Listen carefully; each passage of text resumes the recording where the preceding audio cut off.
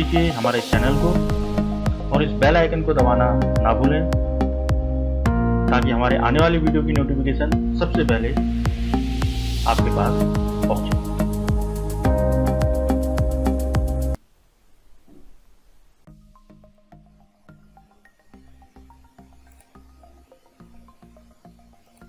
नमस्कार। अशोक के अभिलेखों के बाद अपनी चैप्टर को आगे बढ़ाते हैं।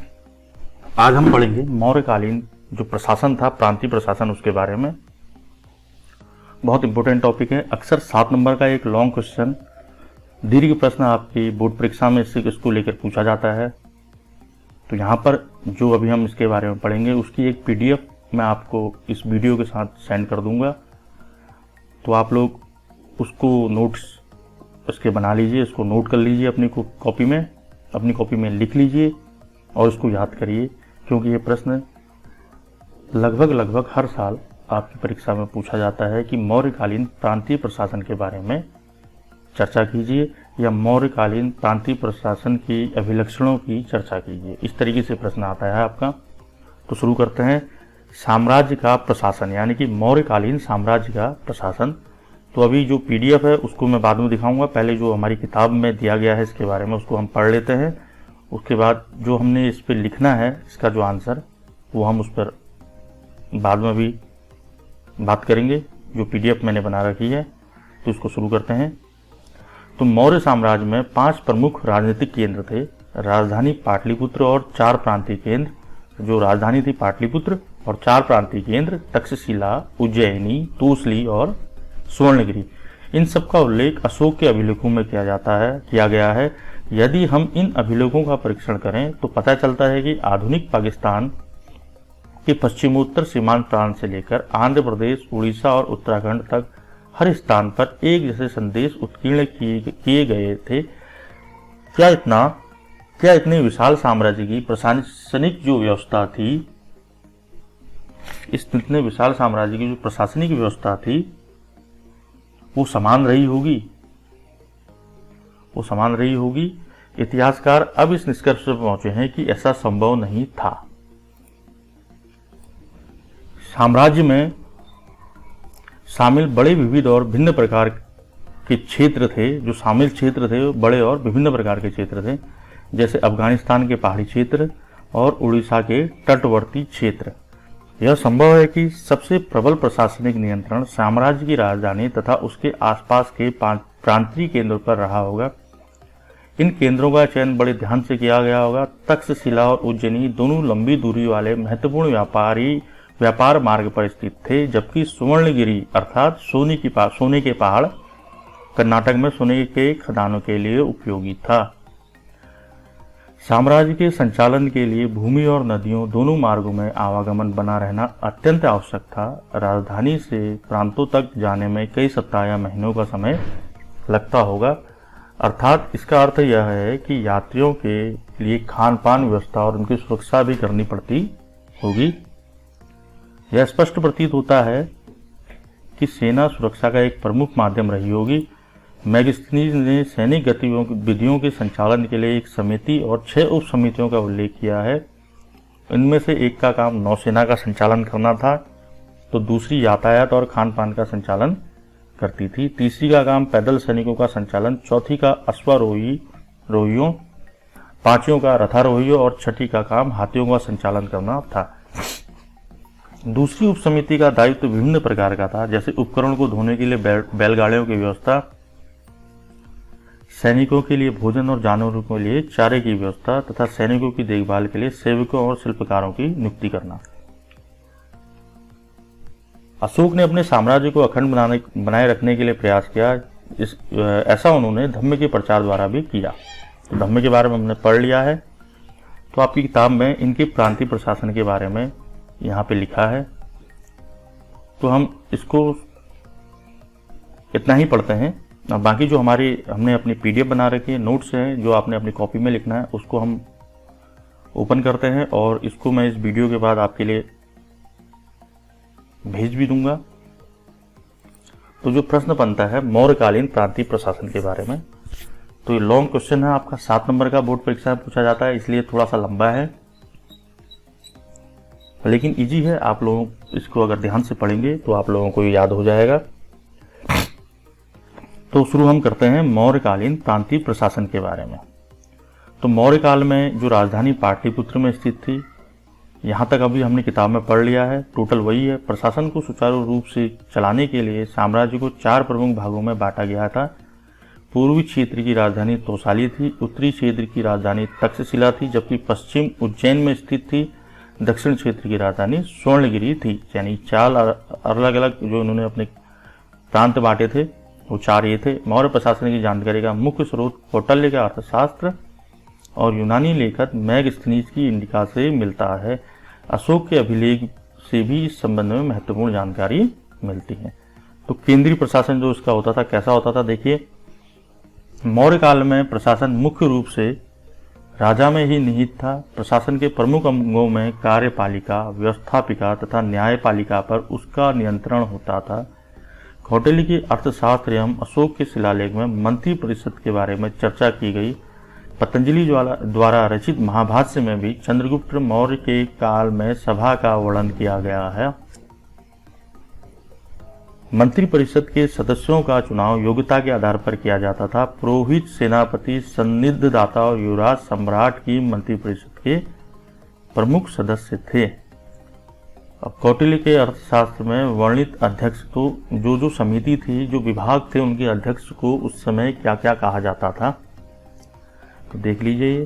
पण्याध्यक्ष वाणिज्य विभाग का अध्यक्ष, सुराध्यक्ष आबकारी विभाग का अध्यक्ष, सूनाध्यक्ष बूचड़ खाने का अध्यक्ष, गणिका अध्यक्ष गणिकाओं का अध्यक्ष, सीताध्यक्ष कृषि विभाग का अध्यक्ष, अकराध्यक्ष खान विभाग का अध्यक्ष, कृपयाध्यक्ष वनों का अध्यक्ष, कोष्ठगाराध्यक्ष कोषागार का अध्यक्ष, आयुधगाराध्यक्ष आयुधगार का अध्यक्ष, शुल्काध्यक्ष व्यापार कर वसूलने वाला, सूताध्यक्ष कताई बुनाई विभाग का अध्यक्ष, लोहाध्यक्ष धातु विभाग का अध्यक्ष, लक्षणाध्यक्ष छापे खाने का अध्यक्ष, गो अध्यक्ष पशुधन विभाग का अध्यक्ष, विविधताध्यक्ष चरागाहों का अध्यक्ष, मुद्राध्यक्ष पासपोर्ट विभाग का अध्यक्ष, नवाध्यक्ष जहाजरानी विभाग का अध्यक्ष, पत्ताध्यक्ष बंदरगाहों का अध्यक्ष, संस्थाध्यक्ष व्यापारिक मार्गों का अध्यक्ष, देवताध्यक्ष धार्मिक संस्थाओं का अध्यक्ष और पोताध्यक्ष जो था मापतोल का अध्यक्ष, मानाध्यक्ष दूरी और संबंध से संबंधित साधनों को नियंत्रित करने वाला अध्यक्ष, अश्वाध्यक्ष घोड़ों का अध्यक्ष, हस्ताध्यक्ष हाथियों का अध्यक्ष, सुवर्णाध्यक्ष सोने का अध्यक्ष और अक्षपटाध्यक्ष महालेखाकार। तो जो कौटिल्य ने अपने अर्थशास्त्र में जो अध्यक्ष बताए थे अलग अलग विभागों के, उन लोगों के नाम ये थे। उन लोगों को जो पदनाम था इस नाम से पुकारा जाता था, तो आप अपनी कॉपी में लिख लीजिए। और जो प्रांतीय था, ये तो हम बात कर रहे थे केंद्रीय की। केंद्रीय प्रशासन के बारे में अभी हमने बात करी। प्रांतीय प्रशासन में मौर्य काल में प्रशासन में कुशलता के लिए साम्राज्य को आरंभ में 4 प्रांतों में बांटा गया था। बाद में अशोक के कार्यकाल में प्रांतों की संख्या 5 हो गई थी। यह 5 प्रांत प्राची, उत्तरापद, दक्षिणापद, अवंती और कलिंग थे। उत्तरापद की राजधानी तक्षशिला, दक्षिणापद की स्वर्णगिरी, अवंती की उज्जैनी, कलिंग की तोसाली और प्राची की राजधानी पाटलिपुत्र थी। प्रांतों को प्रशासन के लिए कुमारों को नियुक्त किया गया था। यह कुमार राजवंश से संबंधित होते थे। प्रांतों को आगे और भागों, जिलों और ग्राम में बांटा जाता था। ग्राम प्रशासन की सबसे छोटी इकाई थी। 100 गांवों के समूह को संग्रहण कहा जाता था। यह सभी प्रशासनिक इकाइयों में प्रशासन के लिए अलग अलग अधिकारियों की नियुक्ति की जाती थी।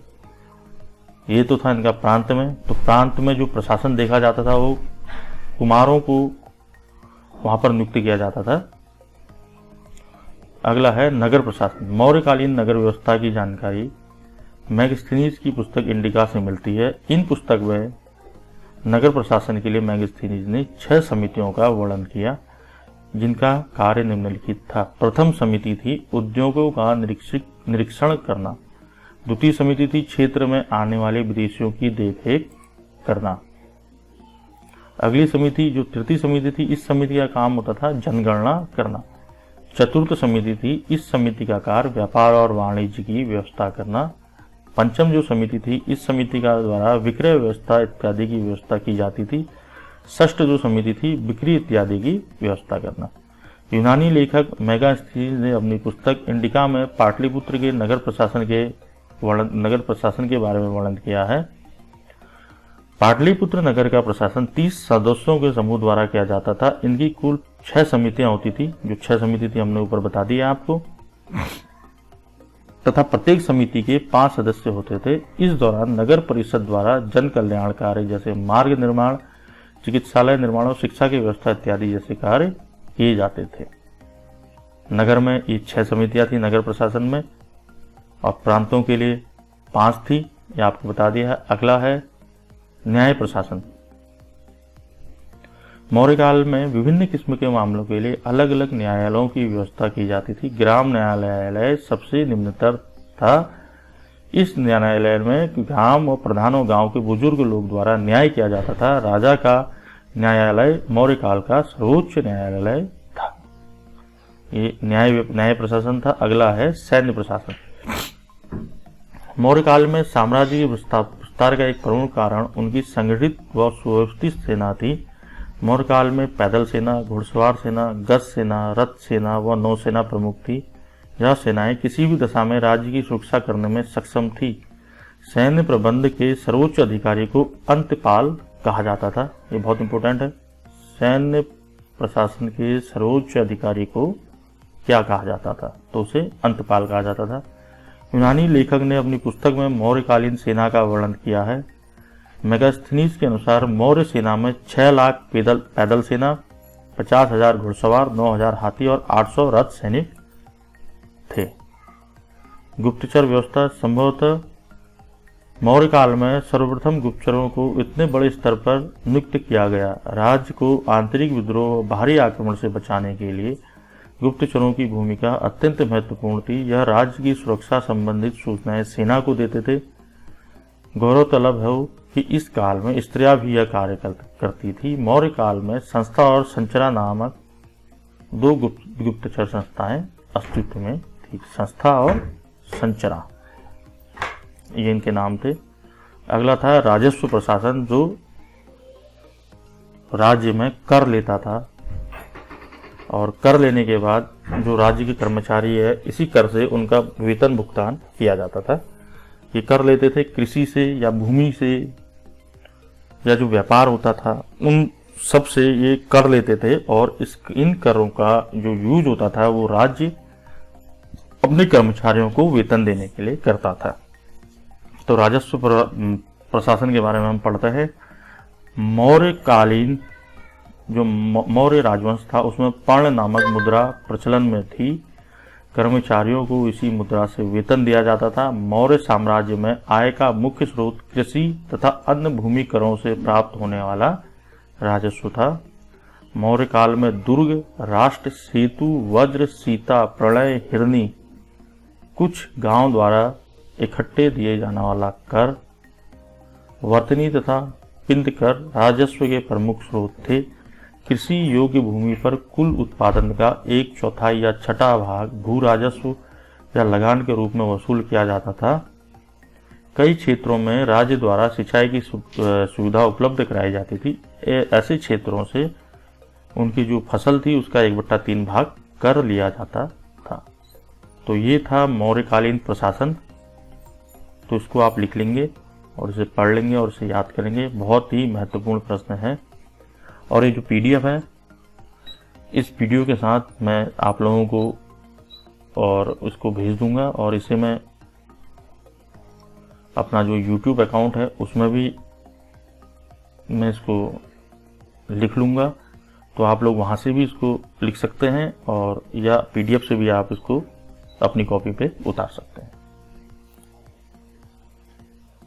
तो मौर्यकालीन प्रशासन के बारे में केवल इतना ही। मिलते हैं अपने अगले वीडियो में। धन्यवाद।